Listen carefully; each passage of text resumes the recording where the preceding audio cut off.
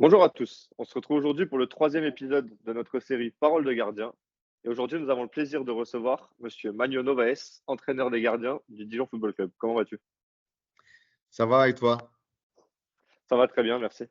Ça va très bien. Donc, pour commencer, est-ce que tu peux te présenter rapidement pour les personnes qui te connaissent ou te connaissent moins? Bon, donc je suis actuellement entraîneur de gardien au DFCO. Euh, j'ai 40 ans.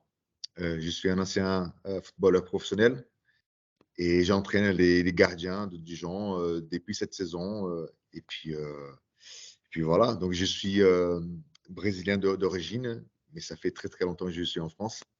À savoir que je suis arrivé en France en 2005 et je me sens vraiment comme un Français. D'accord, du coup, même par rapport à ce que tu nous as dit sur ton expérience de joueur, tu as joué donc aux différents niveaux professionnels en championnat de France, c'est ça? C'est ça, je suis arrivé ici en 2005. J'ai joué à Moulins en national. Donc, j'ai fait une saison là-bas et ensuite, je suis parti à Arles, aussi en national. C'est là où j'ai pu faire une très belle saison et être repéré par Bastia, où j'ai pu jouer 5 ans là-bas, euh, en Ligue 1, en Ligue 2 et en national. Ensuite, je suis parti à Valenciennes en Ligue 1 et en Ligue 2 pour être ensuite prêté à Amiens. J'ai fait 6 mois à Amiens et finalement en 2018, pardon, 2015, ça va vite. En 2015, je suis parti à Béziers où je suis resté très très longtemps. Entre joueur et coach, quasiment 8 ans. Et après, je suis ici à Dijon, dans ce club qui est magnifique. D'accord, donc c'est à Béziers que tu as commencé à être entraîneur des gardiens après ta carrière de joueur. C'est ça, j'ai eu l'occasion à 37 ans d'être entraîneur de gardien. C'était quelque chose qui traînait dans la tête déjà depuis longtemps. Et j'avais déjà en tête de devenir coach de gardien. Et là, j'avais un contrat qui était encore en cours. J'ai demandé de casser le contrat pour entamer ce métier qui était dans ma tête depuis longtemps. Et c'était avec vraiment, vraiment beaucoup de plaisir que j'ai commencé. Et c'est quelque chose qui est passionnant. Et je me sens super bien. Je pense que j'ai arrêté quand il fallait, à 37 ans. C'est déjà pas mal. Il y en a aujourd'hui qui restent à jouer à 40 ans, 41 ans, 42 ans. Mais c'est vrai que moi, j'étais au bout de moi-même, hein. Pas physiquement, mais aussi mentalement. J'étais parti de chez moi, j'étais encore jeune, hein. Ça veut dire que je suis passé toute ma vie en train de voyager, en train d'être seul aussi quelque part. Et là, pour moi aussi, c'était l'opportunité de changer tout ça et de freiner un peu et de ralentir les efforts physiques. Mais c'est vrai que maintenant, on est coach, il y a d'autres efforts à faire et c'est pas plus facile non plus. Oui, c'est sûr que c'est différent, mais c'est tout aussi ça enfin, il y a tout autant d'exigences en tout cas, que ce soit sur d'autres domaines. Pour revenir un peu sur, toi du coup en tant que joueur, c'était qui ton idole quand toi, tu étais plus petit? Alors, je pense comme beaucoup de personnes, on a plusieurs, hein. C'est vrai qu'au Brésil, à l'époque, il y avait un gardien qui me parlait, c'était Tafarel, avec son maillot vert, avec ses chaussures vertes. Et il a été champion du monde aussi. C'est quelqu'un qui a du charisme et qui était vraiment, vraiment bon. Mais j'avais aussi d'autres aussi par le style de jeu, comme Roger Ceni, quelqu'un qui avait un jeu au pied formidable avec ses coups francs, ses penalties marqués. C'était quelqu'un qui j'appréciais beaucoup. Mais aussi, je n'oublie pas un autre gardien qui m'a marqué aussi, c'était Van der Sar. Van der Sar, j'ai eu l'occasion de le voir quand on a joué un match amical contre, contre l'équipe qui gérait à l'époque. Euh, et c'était vraiment un réel plaisir de le voir et de côtoyer cette personne qui j'apprécie énormément, comme gardien, bien sûr. D'accord, donc oui, toujours sur des gardiens de but du coup, pas un joueur en particulier ou tu as toujours eu cet Non, attrait non, pour le poste de gardien? non, non, c'est vrai que j'ai aimé ce poste depuis que j'étais petit, donc et je n'ai pas changé. Je suis encore quelqu'un qui est passionné par le poste de gardien de but et ça, c'est bien. Pour revenir par rapport à ce que tu disais, je pense que le mot passion va revenir dans ta réponse aussi, mais d'après toi, qu'est-ce qu'un bon entraîneur des gardiens? Qu'est-ce qui est important? Je pense qu'il y a plusieurs choses, hein, au-delà de savoir mettre en place les séances et d'être cohérent aussi avec ce qu'on fait sur le terrain. Je pense qu'il doit être capable aussi de comprendre les besoins de chaque gardien, aussi connaître la personne avant tout, savoir pourquoi il se sent de telle manière à tel moment, euh, précis aussi sur chaque intervention et surtout être connaisseur du poste. Je ne crois pas trop que quelqu'un qui n'a pas été gardien peut être coach de gardien parce que c'est pas seulement frapper dans un ballon, il y a aussi comprendre les situations, pourquoi ça arrive, qu'est-ce qu'il ressent sur une situation, sur une action. Et ça c'est seulement les gens qui ont pu jouer et qui ont vécu qui peut transmettre d'une manière plus efficace les messages. Et voilà, donc pour moi, c'est un ensemble. C'est un ensemble de tout ça. Ouais, pour revenir sur ce que tu disais, c'est vrai que c'est, on va dire, un entraîneur général. S'il y en a certains qui n'ont pas joué ou au moins pas un certain niveau pour devenir entraîneur, mais c'est vrai que sur ce poste spécifique, c'est tellement particulier que c'est compliqué de devenir entraîneur des gardiens en ayant été, par exemple, je dis n'importe quoi, mais défenseur toute sa vie. C'est très différent. C'est ça, c'est compliqué. Et je ne dis pas qu'il est nécessaire d'être un ancien pro. Non, parce qu'il y a des gardiens, des coachs de gardiens qui n'ont pas été pros, mais qui connaissent très, très, très bien le métier, qui ont des ressentis qui sont vraiment efficaces et pertinents. Je pense que c'est la base de tout. Avant tout, hein, bien sûr qu'il faut quand même avoir une bonne maîtrise sur la frappe. Il faut aussi être créatif quelque part, tout en restant cohérent avec le jeu, avec les situations et les demandes aussi des gardiens selon le match et le moment. Donc voilà, je pense que je suis persuadé que un ancien gardien peut être un bon coach de gardien aussi. Ouais, par rapport à ce ressenti, cette connaissance, bah, du poste, c'est ce qui fait la différence. C'est ce C'est qui fait la ça. différence. Là, pour passer un peu plus sur comment vous travaillez, vous, en club à Dijon, est-ce que vous utilisez tout ce qui est la vidéo, la data pour, avoir un suivi sur vos gardiens, sur les adversaires? Comment vous utilisez un peu tous ces outils-là? Ici à Dijon, on a la chance d'avoir Scout où on peut analyser les joueurs, les équipes adverses. La data, le club a essayé de mettre ça en place, mais c'est pas encore, c'est pas encore certain que ça va être pour cette saison qui arrive. Mais la vidéo, on utilise bien sûr pour travailler déjà euh, les phases arrêtées. Je parle pour moi, hein.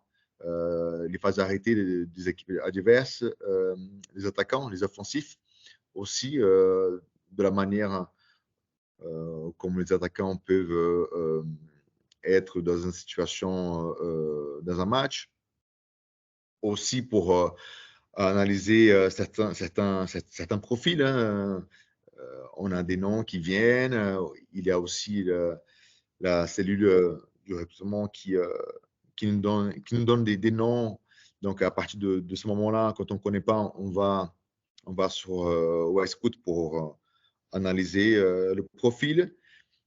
J'utilise aussi la vidéo pour les séances, pour les spécifiques gardiens de but.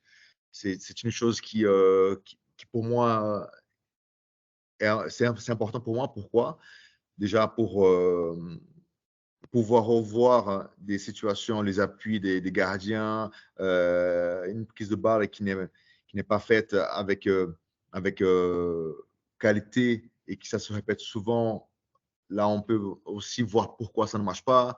Donc, je pense que la vidéo nous permet d'analyser avec plus de calme parce que quand on est dans une séance, je pense que tu dois le savoir, c'est vrai qu'on ne voit pas tout et autres, on envoie aussi les images aux gardiens pour qu'ils puissent analyser la séance qu'on vient de faire et sans compter qu'on peut aussi évoluer dans notre séance.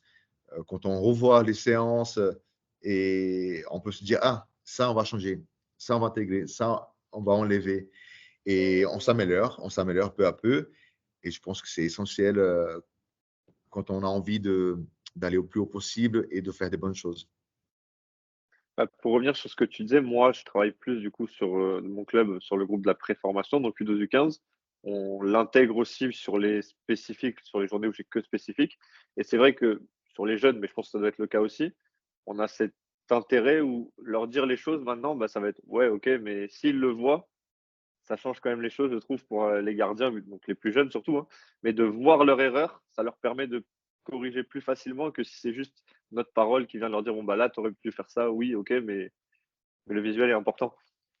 Oui, c'est ça. Et il y a autre chose aussi, au-delà de ce qu'on dit là, entre la correction et voir ce qu'on fait de bien ou pas bien, il y a aussi une certaine pression euh, qu'on vient mettre aux gardiens, c'est que du fait qu'il y a une caméra aussi, ils prennent l'habitude.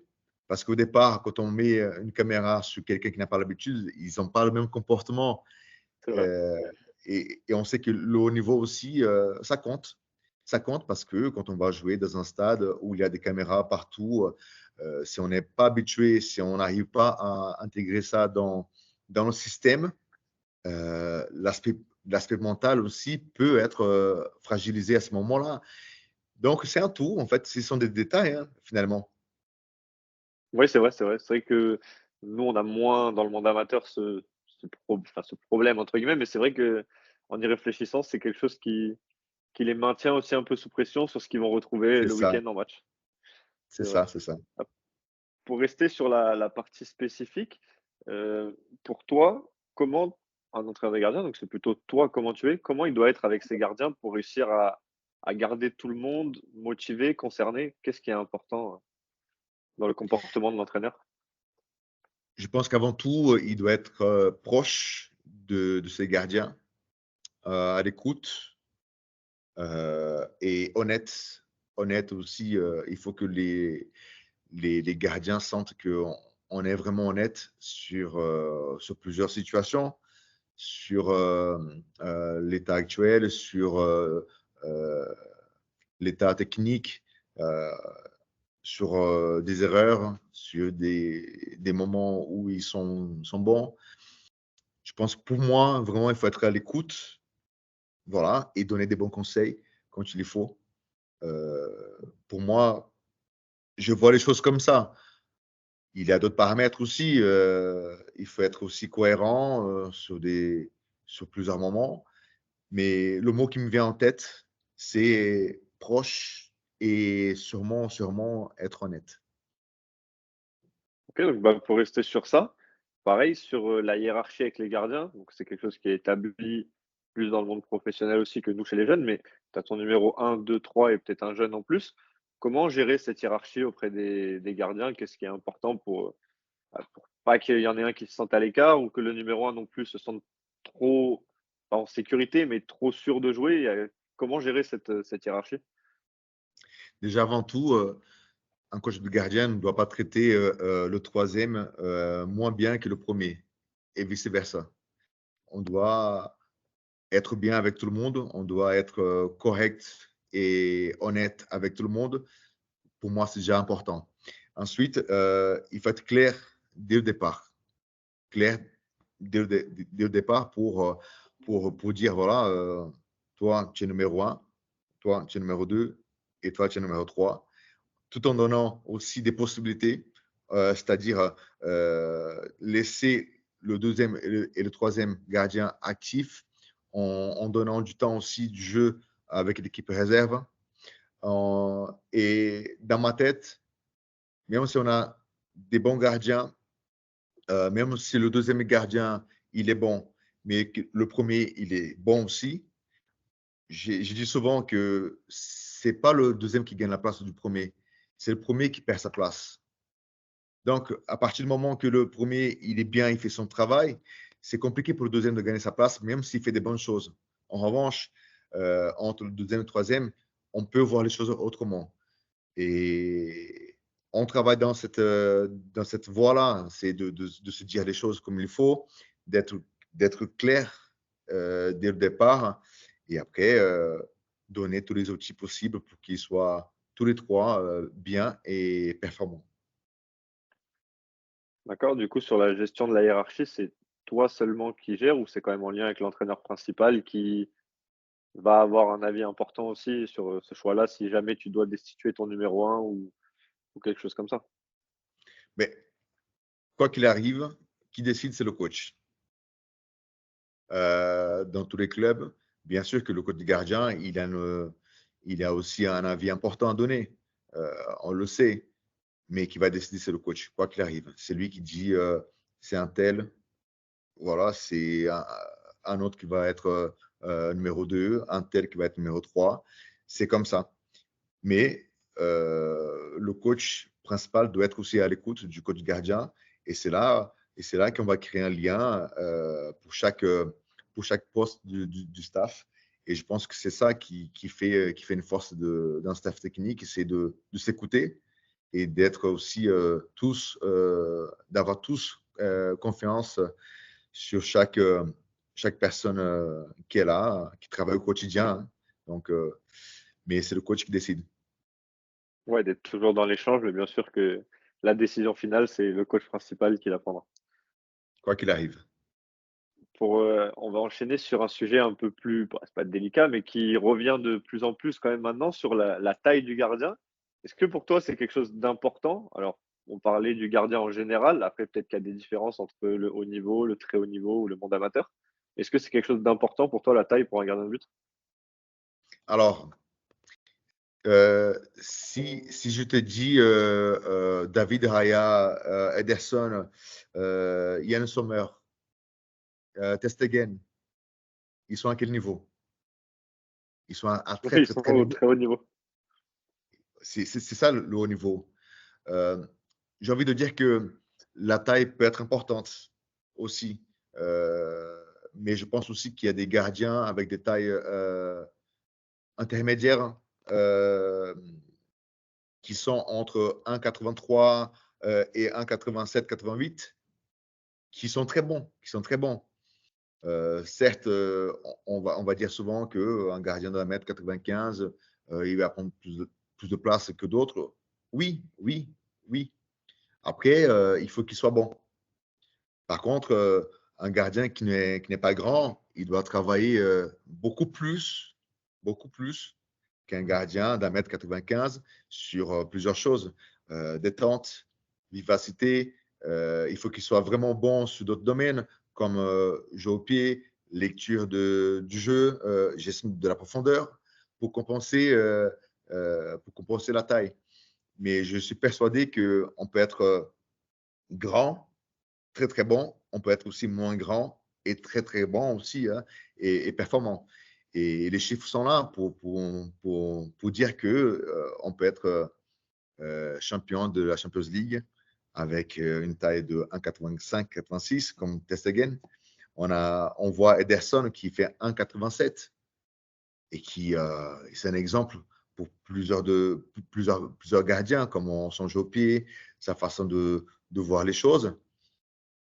Après, je ne peux pas dire que un gardien d'un 75 peut jouer à haut niveau. Non, non. Je pense que c'est impossible.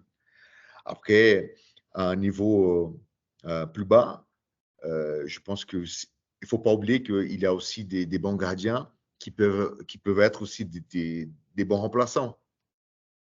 Parce qu'on pense au gardien qui va jouer, mais on ne pense pas au gardien remplaçant.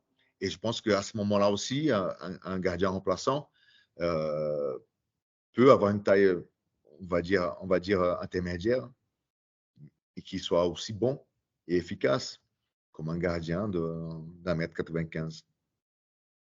Je trouve ça intéressant sur ce que tu dis, c'est que c'est vrai que la plupart du temps, on parle du numéro un, ce qui est le plus logique, celui qui est mis en avant. Mais ce rôle de remplaçant, il est pas facile. Et c'est quand même, au final, il est aussi important que le numéro un, puisque le jour où il est pas là, enfin, où le numéro un va se blesser, être suspendu, il faut qu'il soit présent.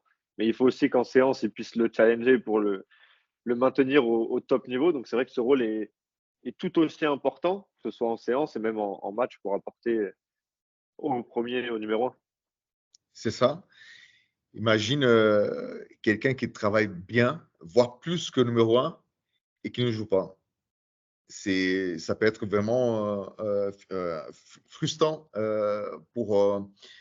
il peut être frustré par la situation, un gardien qui ne joue pas beaucoup.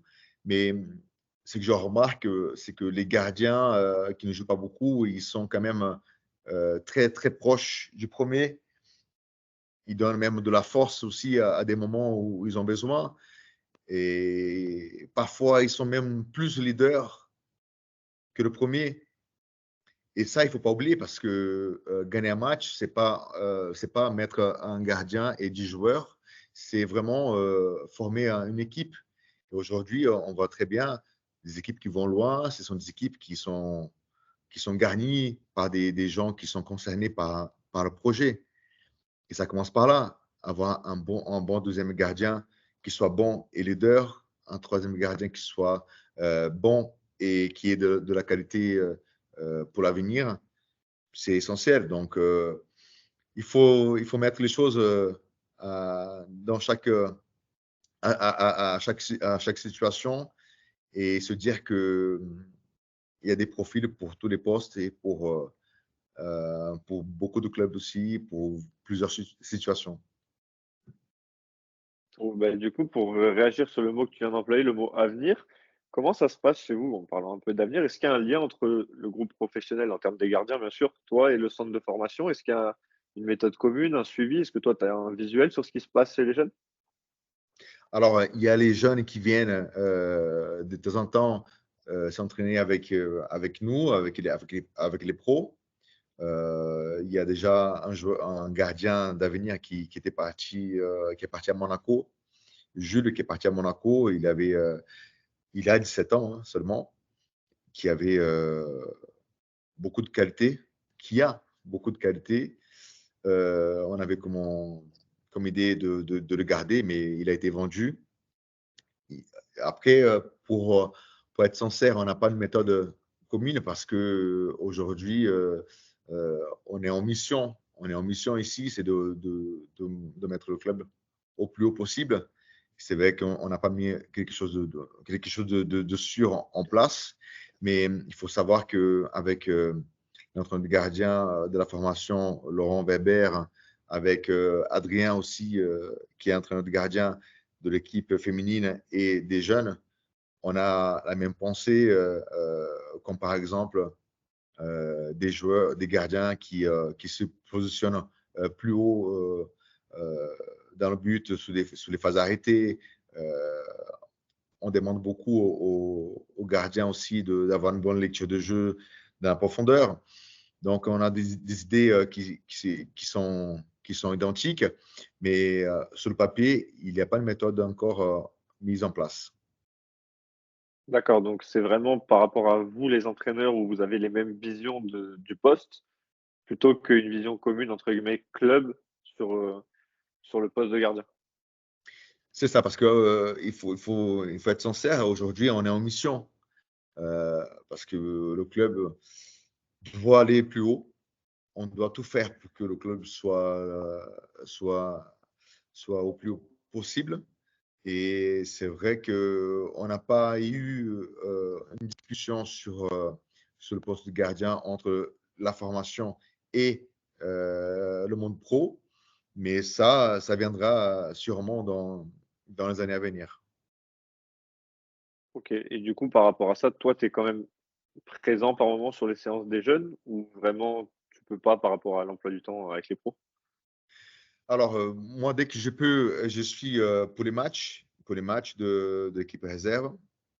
Après, pour les séances, c'est vrai que souvent, on s'entraîne en même temps. Donc, aller voir les séances des autres gardiens, c'est un peu compliqué. Mais dès qu'on peut, bien sûr, on a un œil, on est attentif à tout.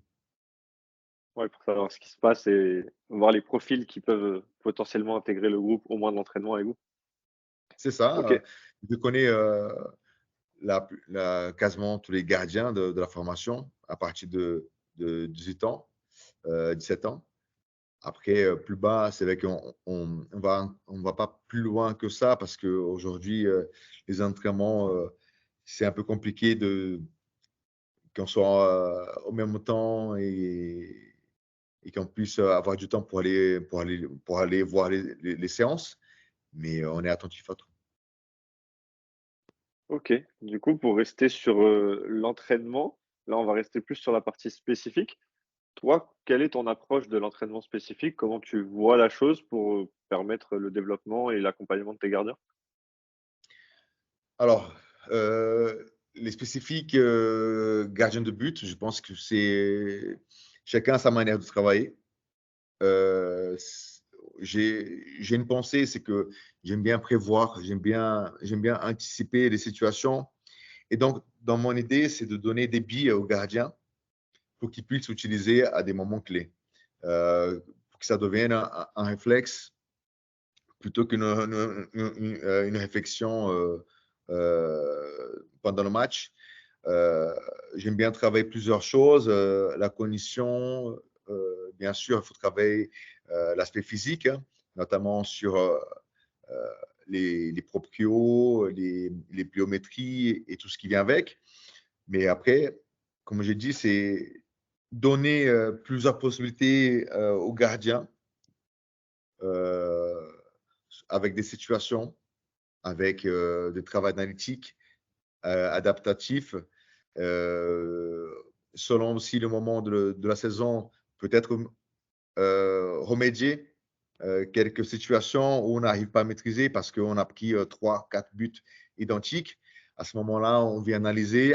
Encore une fois, avec les vidéos, on revient sur les vidéos pour dire: «Voilà, on peut faire ça».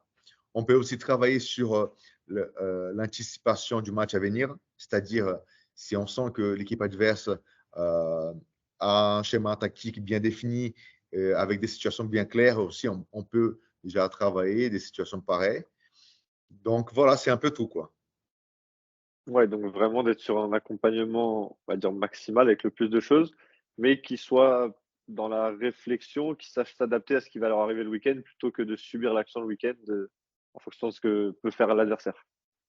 C'est ça, c'est bien ça, ouais. Et du coup, par rapport à ce que tu disais, donc que tu travailles par rapport à ce que tu peux retrouver le week-end, ça va être quand même plus adapté à ce qui est vu le week-end, donc avec le numéro un plus qu'aux besoins, on va dire, généraux. Bon, après, c'est des gardiens professionnels, donc tu as moins de on va dire que le travail technique a déjà dû être fait avant, donc c'est pour ça aussi, donc tu t'adaptes plus à ce que va retrouver le numéro un en match et les autres qui, du coup, s'adaptent aussi à ça. C'est vrai, comme tu dis, c'est vrai que c'est un point important, ce que tu dis, hein. On a de la chance de travailler avec des gardiens qui ont déjà une technique assez bonne, hein. Et quand on travaille avec des gardiens qui sont amateurs, il y a beaucoup de choses à régler, donc parfois c'est même trop. Mais c'est vrai qu'on est dans le détail, hein. On est vraiment dans le détail sur, même sur un pied, même sur, sur, 30-40 centimètres sur le positionnement. C'est vraiment ça, hein, sur, la lecture du jeu aussi, l'anticipation.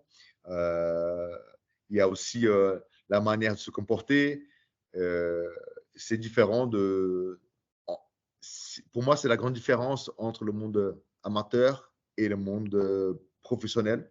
C'est on travaille avec des gardiens qui sont déjà bons techniquement. Oui, bien sûr. De toute façon, j'ai envie de te dire heureusement, sinon il y aurait un problème si on avait des gardiens du même niveau. Donc on a parlé de la partie spécifique. Maintenant, pour revenir sur les séances plus collectives, toi, est-ce que tu as un rôle particulier dans le staff pendant les séances collectives ou est-ce que tu es juste amené à accompagner tes gardiens? Alors, mon rôle principal, c'est de gérer les gardiens de A à Z, que ce soit aux entraînements, aux matchs et tout ce qui est vidéo concernant les phases arrêtées, penalty, CPA. Et après aussi, j'ai un rôle bien précis dans le staff, c'est d'avoir la gestion sur les phases arrêtées défensives. Euh, Avec le coach, on propose des choses. Encore une fois, c'est lui d'accepter ou pas. Mais on va donner aussi des solutions pour des phases arrêtées, pour les corners, pour les coups francs défensifs. Et c'est moi qui prend en charge les joueurs sur le terrain à ce moment-là. Mais encore une fois, c'est le coach qui décide, c'est lui qui valide. Euh, c'est qu'on va, la séance et les joueurs qu'on va mettre en place. C'est toujours le coach qui va décider. Mais la gestion, sur les phases arrêtées défensives, c'est moi. OK, Et beh, ça offensif, revient un peu c'est sur et offensif, c'est l'adjoint. d'accord, donc ouais, vous avez des rôles, établis sur ça. Mais ça revient sur, un peu ce qu'on a pu enfin, ce que j'ai pu voir. Moi, personnellement, j'étais en recyclage du BMF il y a 2 semaines où on parlait de ce rôle-là, avec différentes personnes qui étaient là, où c'est vrai que on n'est plus entraîneur des gardiens, maintenant on est plus entraîneur adjoint en charge des gardiens parce que le rôle évolue quand même. Où avant, l'entraîneur des gardiens venait, faisait son spécifique, alors plus dans le monde amateur encore et c'était fini, entre guillemets, il avait fini sa séance. Où maintenant, c'est vrai qu'on est plus intégré dans les staffs sur d'autres parties. Il y en a qui sont intégrés sur, je dis n'importe quoi, mais sur un jeu à s'occuper du travail défensif avec le gardien ou sur les coups de pied arrêtés. Le rôle, c'est quand même bien développé aussi, comme l'évolution du poste de gardien en général, en fait. Oui, je pense que le coach du gardien aussi, au-delà de ça, au-delà de phases arrêtées qu'on vient de citer, on doit être capable aussi de faire des séances spécifiques attaquants. Je pense que même si on n'a jamais marqué un but, mais on connaît quand même les mouvements et je pense que c'est important aussi de le dire qu'on est capable de faire des séances sur des phases offensives. Parfois aussi, quand il faut, quand le staff a besoin, parce il y a plusieurs ateliers, on va se partager aussi les tâches. Et parfois aussi, je prends les attaquants sur 4, 5, 6 joueurs et on vient travailler devant le but. Donc, ça peut arriver. Mais comme tu dis, de plus en plus, on doit être des entraîneurs aussi, hein, quelque part. Hein. C'est pas seulement prendre les gardiens, taper dans les ballons et c'est fini. Et rentrer dans la maison, c'est fini ça. C'est fini. Il n'y a plus ça. Maintenant, il faut être vraiment concerné sur plusieurs choses. Quelque part, on doit être aussi adjoint. On peut aussi voir les choses autrement, que ce soit sur l'aspect tactique, en parler de tout ça avec le staff, avec le coach principal, avec l'adjoint, avec le préparateur physique. Donc non, ce n'est pas seulement les gardiens, c'est un tout.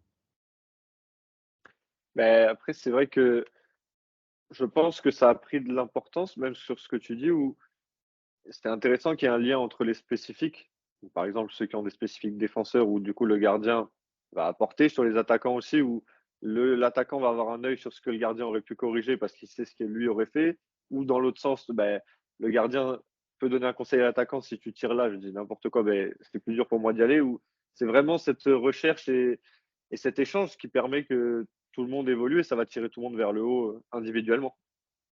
Oui, après, naturellement, on est attiré par l'aspect défensif.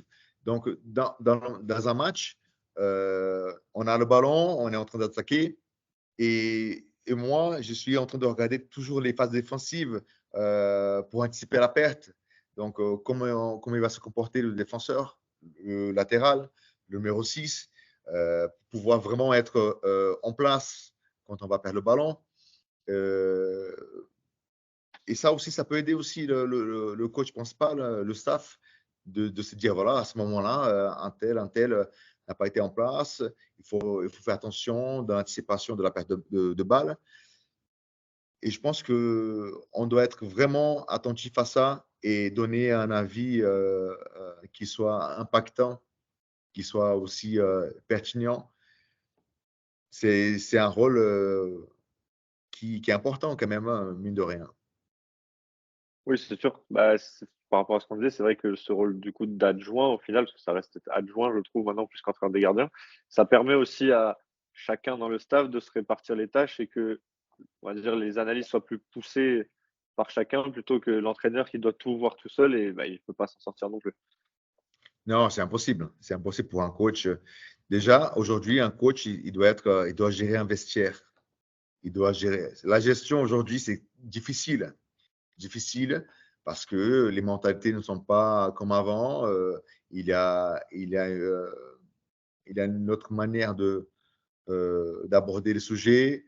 On peut pas parler et dire les choses comme on le sent. Il faut avoir toujours le mot précis et on doit faire attention à tout, hein, aller aux faits et gestes. Donc, le coach aussi, il a besoin aussi des gens de confiance autour de lui, des gens aussi qui donnent des avis qui soient peut-être même au contraire de ce qu'ils pensent pour pouvoir avoir une idée plus large de la situation sur l'aspect technique, tactique et autres, hein. Voilà, il ne faut pas oublier que le staff médical, c'est important dans un staff. Euh, Ici, on a deux préparateurs physiques. Euh, Eux aussi, ils sont vraiment, vraiment attentifs à tout, dans tout ce qui est GPS, tout ce qui est entraînement en dehors de la séance. C'est, en plus, on est dans un club où on a de la chance d'avoir beaucoup de choses pour travailler. Il y a plein de choses à faire. Si le coach est tout seul, il se perd et c'est pas possible d'aller plus haut que ça, quoi. Oui, c'est certain. Certain. On va revenir un peu plus là sur toi personnellement. Tu nous disais du coup que ça avait été facile parce que tu étais préparé, mais comment ça s'est passé quand même ta transition de joueur à entraîneur? Est-ce que tu avais déjà commencé dans ta carrière de joueur à passer des diplômes? Est-ce que tu as commencé après? Comment s'est passée toute cette transition? J'ai alors en 2018, on était en Ligue 2. On était en Ligue 2 et j'ai commencé la saison titulaire à Béziers. Et au bout de 10 matchs, je me suis blessé. Donc, j'étais obligé de faire une opération pour les croisés. À ce moment-là, donc, j'ai bataillé pour revenir, pour pouvoir rejouer. Et au bout de 4 mois et demi, je reviens et je rejoue. Donc, on a gagné. J'ai joué 3 matchs après ma blessure, mais après, je n'étais pas prêt. Donc, du coup, le coach de l'époque, Mathieu Chabert, il a mis un autre gardien en place. Et puis, il a fait de bonnes choses. À cette époque-là, j'avais déjà 36 ans. Et, et la saison d'après, le coach a dit, voilà, pour la saison à venir, tu vas être remplaçant. Et je mets Vincent Viau titulaire, hein. Et puis voilà. Donc, j'ai dit, OK, j'accepte, il n'y a pas de souci. J'avais encore 2 ans encore de contrat. Je dis, mais en revanche, j'aimerais bien passer mes diplômes. Et c'est là que j'ai commencé à passer mon diplôme. J'ai passé le BOF. Donc, j'ai aimé entraîner, j'ai aimé les situations, tout ça. Et j'ai appris des choses. Et j'ai pris goût à ça. Et finalement, l'année d'après, donc fin de saison, j'ai demandé d'arrêter. Alors que j'avais encore un an de contrat pour être entraîneur de gardien. Chose que j'avais déjà envie, comme j'avais dit au départ, j'avais en tête euh, d'entraîner il y a 4, 5 ans en arrière parce que c'est quelque chose qui était en moi depuis longtemps et j'ai eu l'occasion, le président m'a proposé le poste, j'ai accepté et puis j'ai commencé et je suis très content de ce métier. Ça devait peut-être pas être facile, pardon, aussi au départ, tu es passé de gardien à entraîner les joueurs avec qui tu as joué du coup au départ. C'est ça, ouais, au Ça devait départ, être c'est ça, ouais. bizarre au départ pour tout le monde. Et ouais, ouais. C'est vrai que même pour le gardien, on était en train de chercher une place de titulaire tous les deux. Et au final, je me retrouve face à lui et de dire les choses, fais ci, fais ça. C'était pas évident, mais ça se passait très, très bien. Et finalement, euh, j'avais même pas l'impression que j'étais joueur. D'accord, bah, tant mieux du coup par rapport à ça, où ça a pas perturbé, ni toi Ouais, ni les pour aller gardiens? plus loin, c'était même un soulagement quelque part. D'accord. Ouais, d'arrêter parce que, comme j'ai dit, il y avait trop de choses. Je suis parti de chez moi, j'avais 12 ans, non, pardon, 13 ans, et j'avais envie de changer parce que jouer, voyager, euh, s'entraîner, s'entretenir, tout ça depuis longtemps, j'étais fatigué. J'étais fatigué mentalement, pas physiquement, mais mentalement, j'avais besoin de changer. Donc, ça a été un soulagement. Oh, ouais, c'est sûr qu'après, quand on fait une carrière on va dire longue carrière sur de longues années, c'est plus, d'aller chercher les ressources chaque saison, de se remotiver, se remettre dans la compétition, parce qu'au final, il y a une compétition entre les gardiens sur qui va jouer, ou c'est peut-être plus fatigant mentalement cette situation que oui, physiquement, c'est certain. C'est ça, le président de Béziers à l'époque, il disait: «Non, tu peux jouer encore une saison encore, allez, tu joues encore». Je dis: «Non, non, non, c'est fini. J'ai cassé mon contrat et tout». Donc, non, non, voilà, j'étais sincère avec lui. J'ai dit: «Voilà, je pense qu'il faut que j'arrête.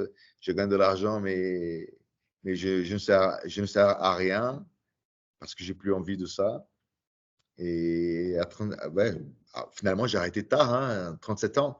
C'est une bonne moyenne, hein. Même si, comme j'ai dit, il y en a un qui finissent à 40 ans, 42 ans, c'est c'est leur choix.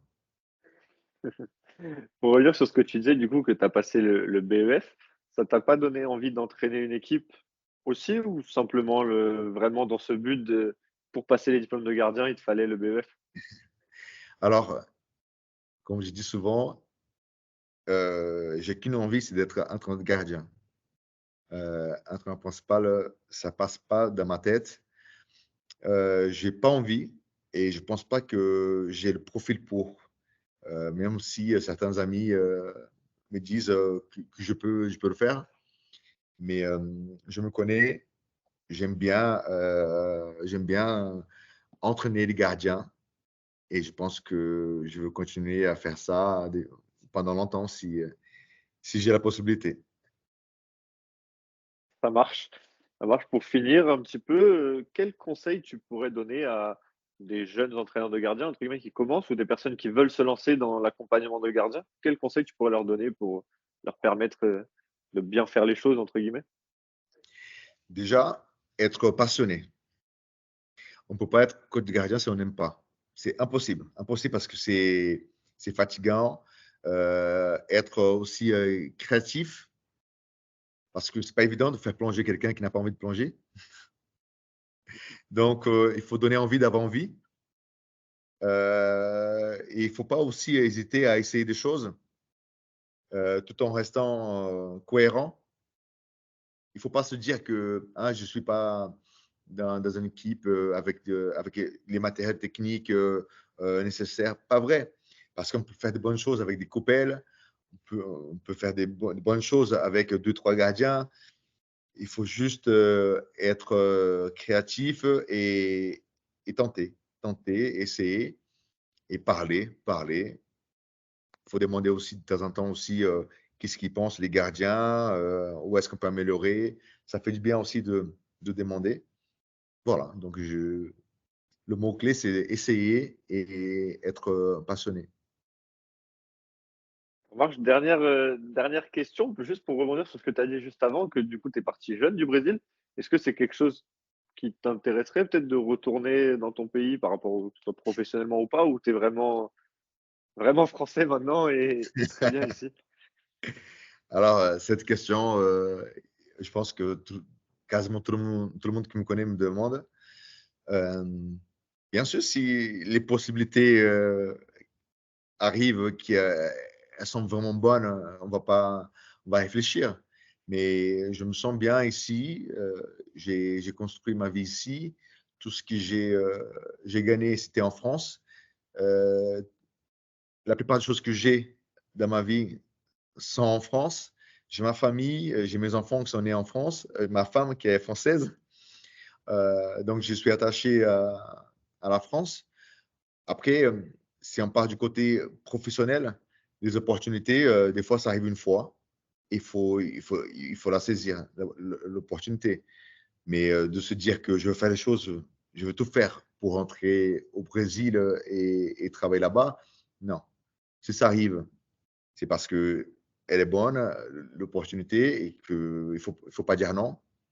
Mais après, c'est pas quelque chose qui travaille dans ma tête pour l'avenir. Non, non.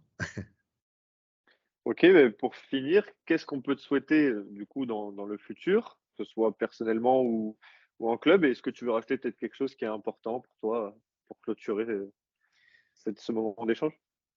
Bah, souhaiter déjà, c'est collectif, hein, que le club aille au plus haut possible, qu'on puisse aussi faire des bonnes choses pendant les années à venir avec le club, que le gardien soit performant tous les matchs, si possible. Et après, je pense que pour moi, c'est de continuer à prendre du plaisir et faire les choses avec passion, et puis d'aller au plus haut possible, sportivement. Ça marche. Ben, en tout cas, moi, je te remercie. C'était hyper intéressant comme moment d'échange. J'espère que toi aussi, tu as pris du plaisir à échanger. Puis merci beaucoup, ouais, d'être venu pour échanger un peu sur, ton passé de joueur, ta carrière d'entraîneur maintenant et sur ton vécu dans le monde du football professionnel. Merci à toi aussi, et je te souhaite bonne chance avec ton canal, et puis en te souhaitant le meilleur pour l'avenir, et il faut pas hésiter, on est là. Merci beaucoup en tout cas. Avec plaisir.